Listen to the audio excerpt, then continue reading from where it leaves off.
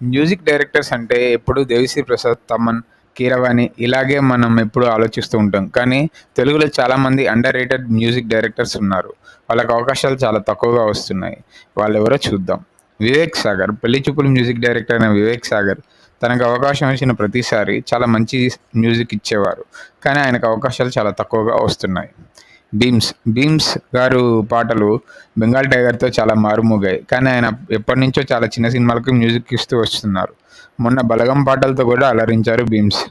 'శేఖర్ చంద్ర' అప్పుడెప్పుడో వచ్చిన 'నువ్విలా', 'నచ్చావులే' కానించి మొన్నొచ్చిన 'ఊరు పేరు భైరవకోన' దాకా ఎన్నో మెలోడియస్ సాంగ్స్ ఇచ్చారు 'శేఖర్ చంద్ర'. కానీ ఇప్పటికీ గట్టి గుర్తింపు రాలేదు.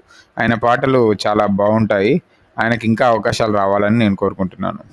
'కళ్యాణి మాలిక్' 'ఊహలు గుసగుసలాడే', 'అలా మొదలైంది' ఇలాంటి చాలా సినిమాలకి మంచి మెలోడియస్ సాంగ్స్ ఇచ్చిన 'కళ్యాణి మాలిక్‌కి' కూడా రావాల్సినంత గుర్తింపు రాలేదు. చాలా అవకాశాలైతే రాలేదు. 'చైతన్య భరద్వాజ్' 'ఆర్ఎక్స్ 100' పాటలు ఎంత సూపర్ హిట్ అయ్యాయో మనందరికీ తెలుసు. ఆ మ్యూజిక్ డైరెక్టర్ తర్వాత కొన్ని సినిమాలు చేశారు. కానీ చాలా తక్కువ అవకాశాలొస్తున్నాయి.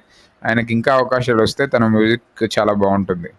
'సన్నీ ఎంఆర్' 'స్వామిరారా' మ్యూజిక్ ఎంత ట్రెండీగా ఉంటుందో మనందరికీ తెలుసు. 'సన్నీ ఎంఆర్' కూడా చాలా తక్కువ సినిమాలకే ఇచ్చారు 'దోచేయ్', 'స్వామిరారా' లాగా. ఆయనకు కూడా కొన్ని అవకాశాలొస్తే ఇంకా చాలా మంచి పాటలిస్తారని అనుకుంటున్నాను. 'కెఎం రాధాకృష్ణ' అప్పట్లో 'గోదావరి' సినిమా పాటలు ఎంత హిట్ అయ్యాయో మనందరికీ తెలుసు.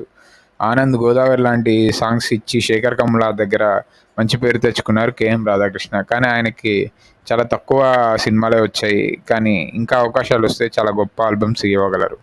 'Mickey J mayor' 'happy days', 'leader' లాంటి సినిమాల్లో ఎంత గొప్ప పాటలిచ్చారో 'మిక్కీ జె మేయర్'. కానీ ఆయనకి ఈ మధ్య సరైన అవకాశాలు రాట్లేదు. 'మిక్కీకి' పెద్ద సినిమాలు వస్తే తప్పకుండా మంచి మ్యూజిక్ ఇచ్చి మళ్ళీ బ్యాక్ టు ట్రాక్ వస్తారని అనిపిస్తుంది. ఆయనకు కూడా బాగా సినిమాలు రావాలని కోరుకుంటున్నాం.